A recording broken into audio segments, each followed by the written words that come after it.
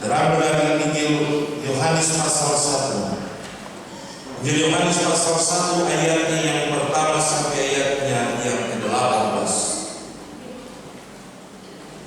Injil Yohanes pasal 1 ayatnya yang pertama sampai ayatnya yang ke-18. Dan sebelum kita mendengarkan bagian firman Tuhan, mari kita tenang dan kita berdoa. Kita berdoa. Kami sangat merindukan kuasa Tuhan. Kami butuh campur tangan ya Allah di tengah-tengah hidup kami. Ketika hari ini kami akan ada dalam sebuah peribadatan atas mensyukuri kelahiran yang kedua. Kami minta daripada Tuhan, hadirlah di tengah-tengah kami, sebab kami akan mendengarkan sabda, supaya kami akan memahami dan mengetahui tindakan dan perbuatan Allah yang begitu luar biasa bagi kami umat manusia di tengah-tengah dunia atas penyelamatan dan karya Allah bagi kami. Tolong kami dalam kuasa Roh Kudus memampukan dan mengertikan firman ini bagi kami, agar kami benar-benar dikuatkan dan dimampukan untuk memahami bagian firman. Bersabarlah kepada kami Tuhan, karena kami siap mendengarkan sabda. Amin.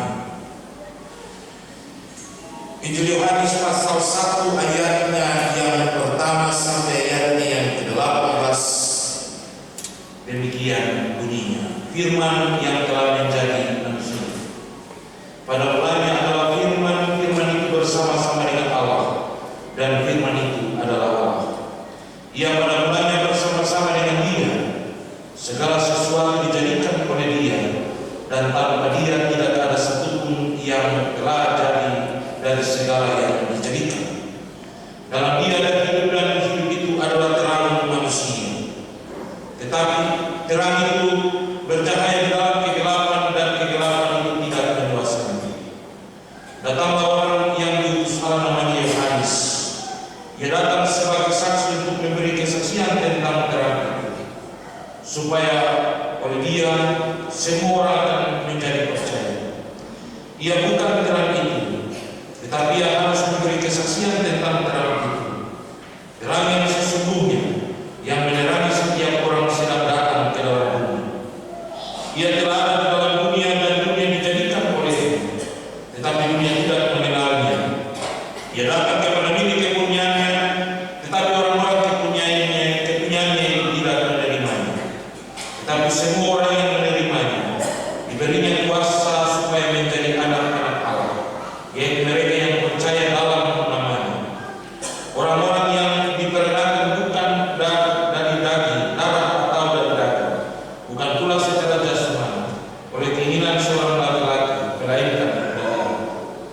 Firman itu telah menjadi manusia, dan Dia di antara kita, dan kita telah melihat kemuliaannya, yaitu kemuliaan yang diberikan kepadanya sebagai anak tunggal Bapa, penuh kasih karunia dan kebenaran.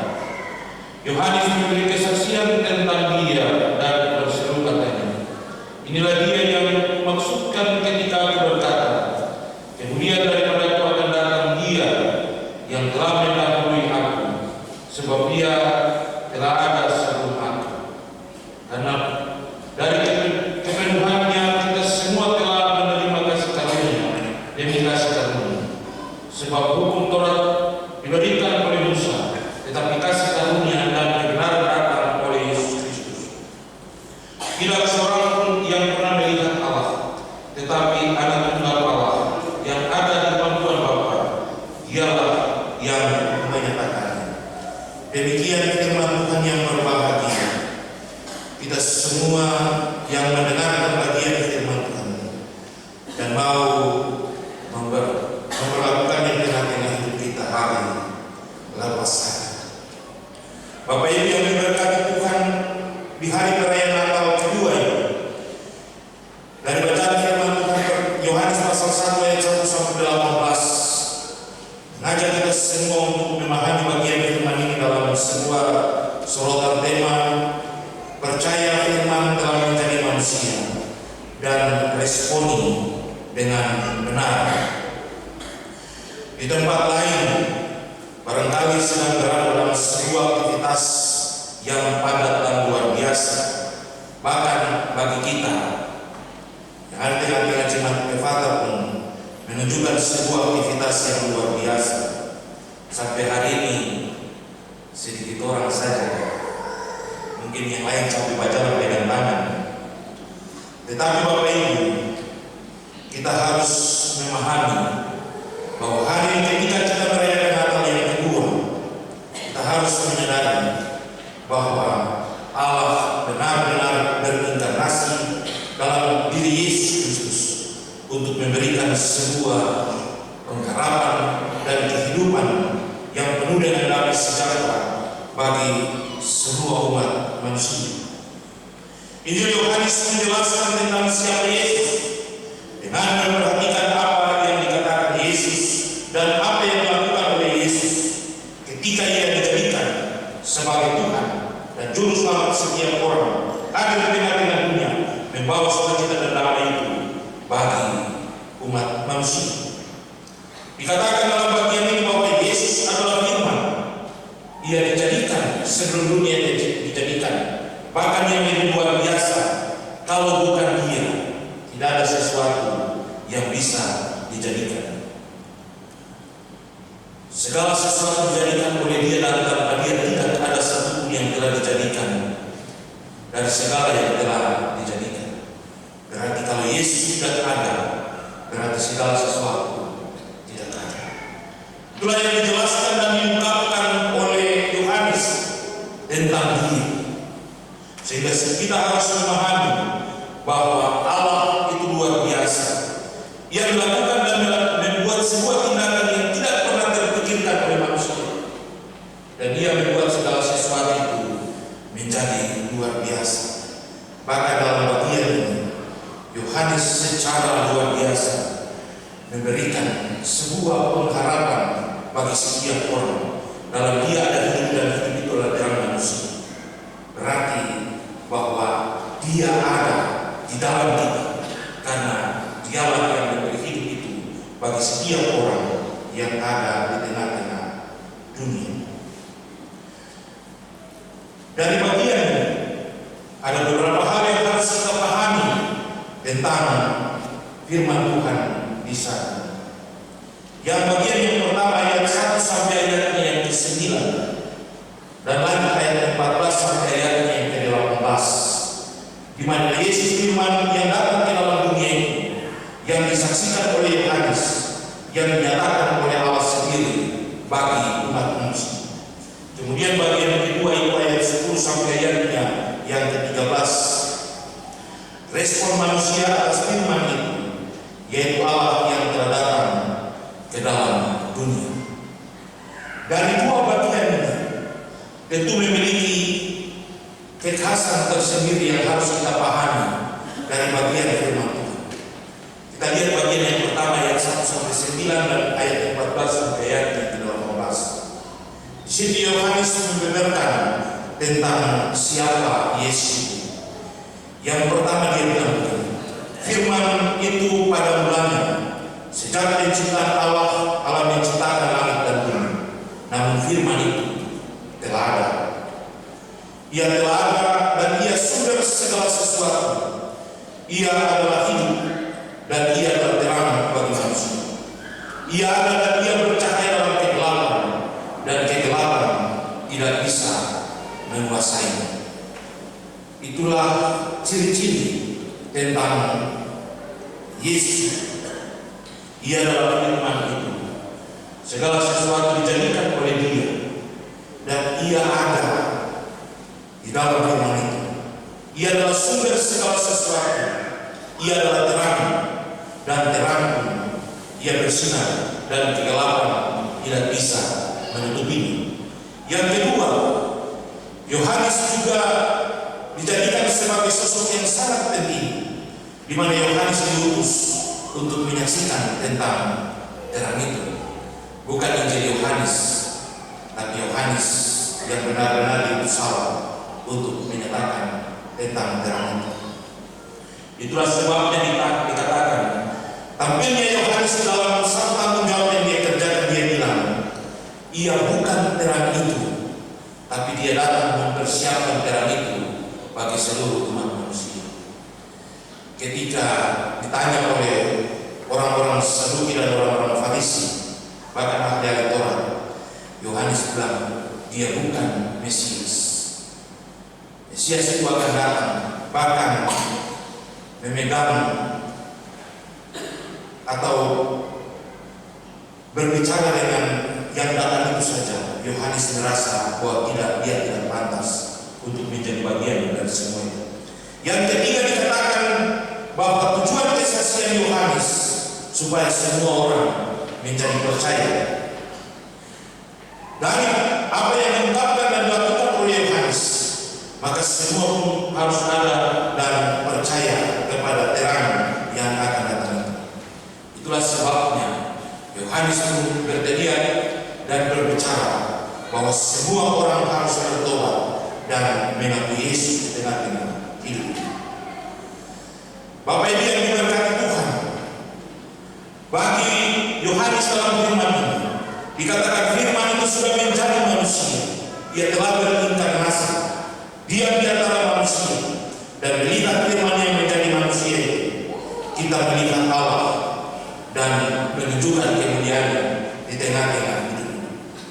Itulah sebabnya Yohanes memberi kesaksian tentang Yesus yang sudah ada sebelum Yohanes ada.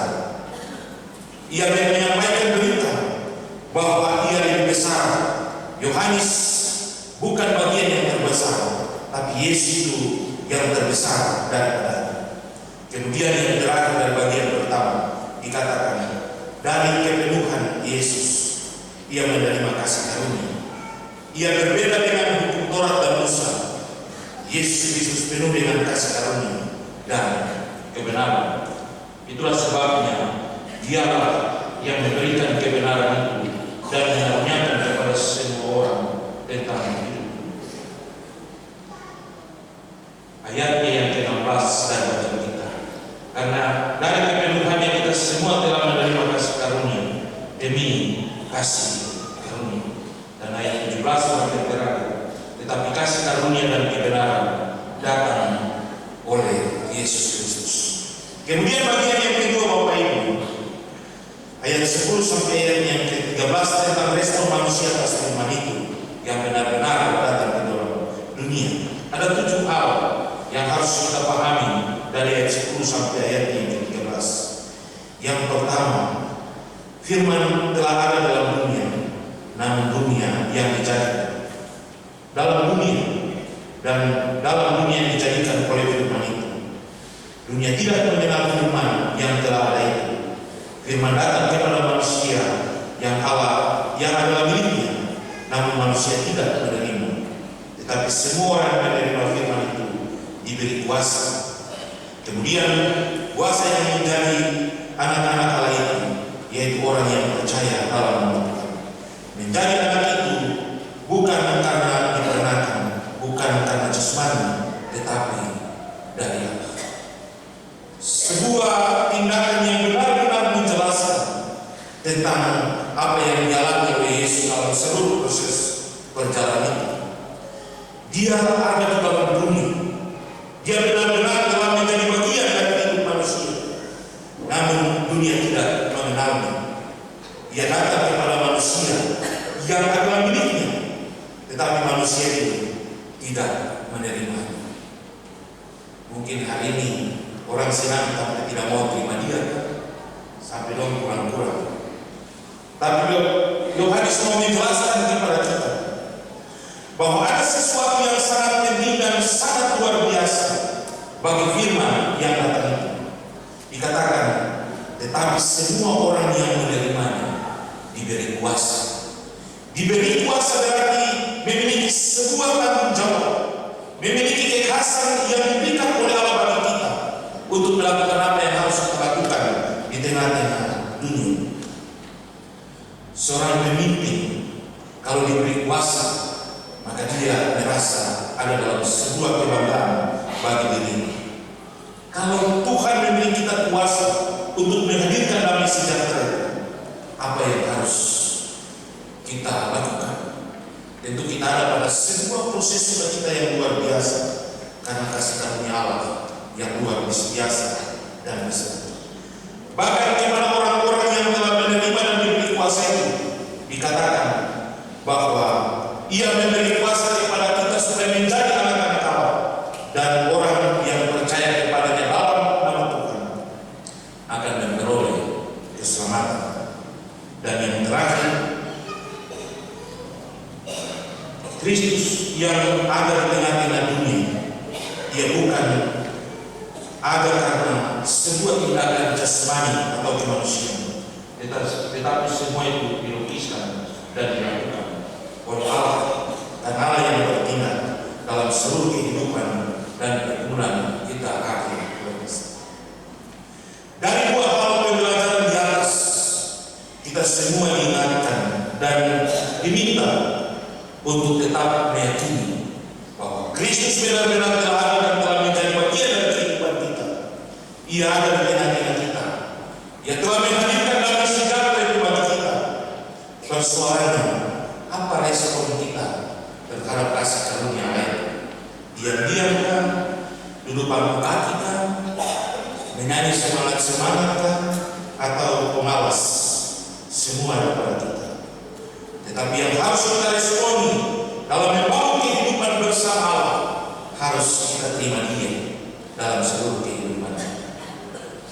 Di dalam Dia ada hidup, dan hidup itu adalah terang manusia. Kalau telah pakai Dia, berarti jangan pernah mengharapkan hidup itu. Kalau tidak ingin Dia, berarti jangan pernah ingin hidup itu. Karena bicara soal hidup bukan soal bangun pagi-pagi, napas masih ada, bisa bekerja dan lain sebagainya. Tapi bicara soal hidup berarti menikmati apa yang bisa kita nikmati di dunia ini, tetapi juga di surga yang akan kita nikmati dalam seluruh pergumulan hidup kita.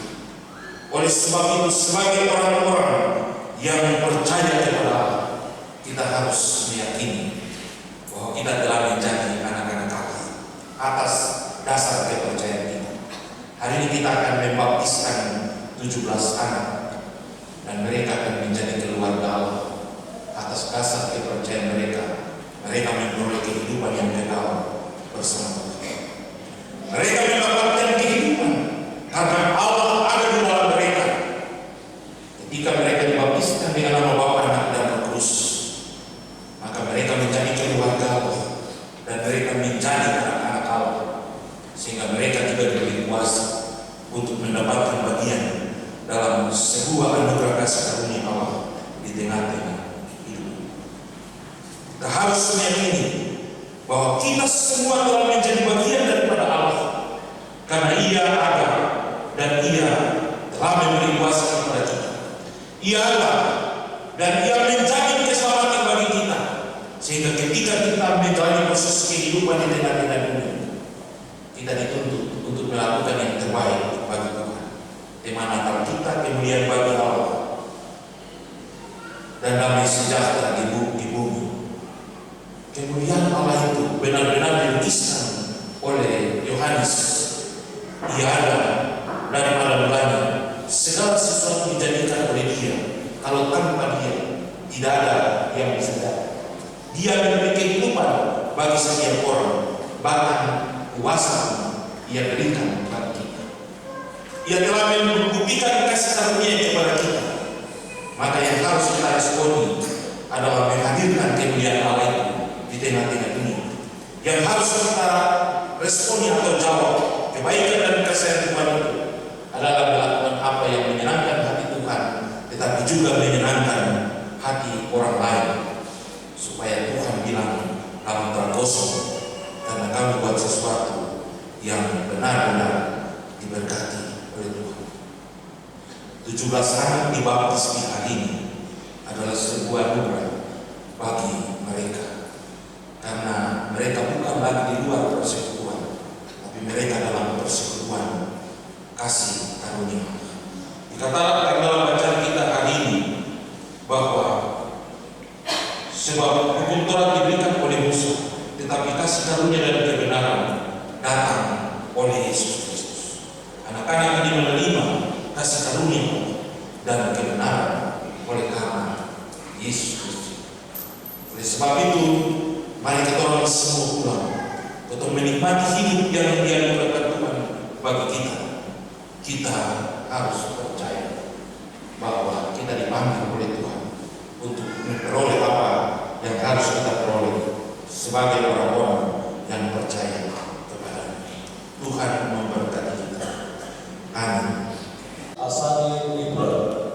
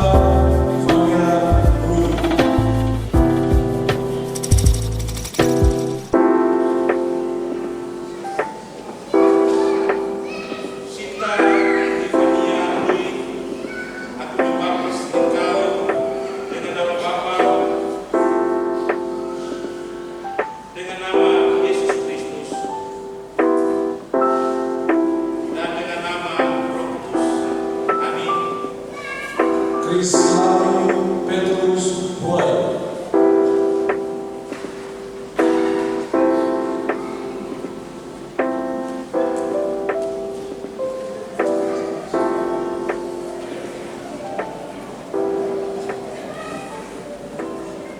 Cristiano Petrus Boy, aku membaptis engkau dengan nama Bapa, dengan nama Yesus Kristus, dan dengan nama Roh Kudus. Amin. Divine Tifil Desa Masuk.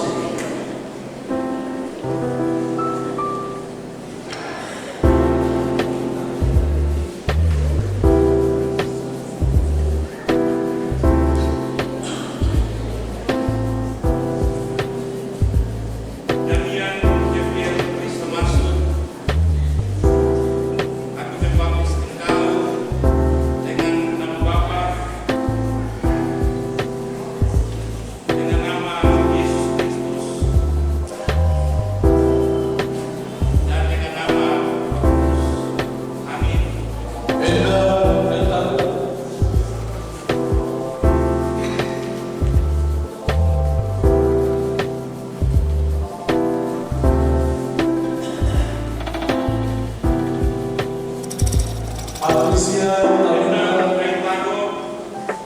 Aku membaptis engkau dengan nama Bapa, dengan nama Yesus Kristus, dan dengan nama Roh Kudus. Amin. Patricia Tabitha Sabina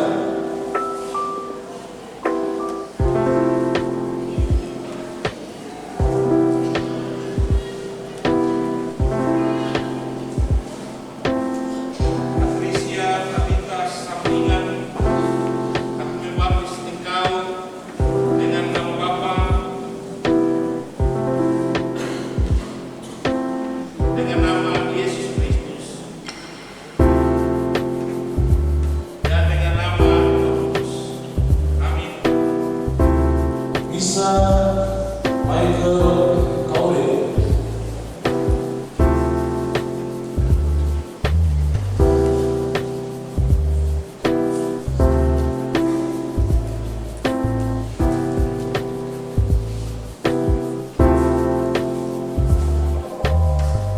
Isa Mikhail Kaure, membaptis engkau dengan nama Bapa, dengan nama Yesus Kristus, dan dengan nama Roh Kudus. Amin. Yohana Yosefina Daudi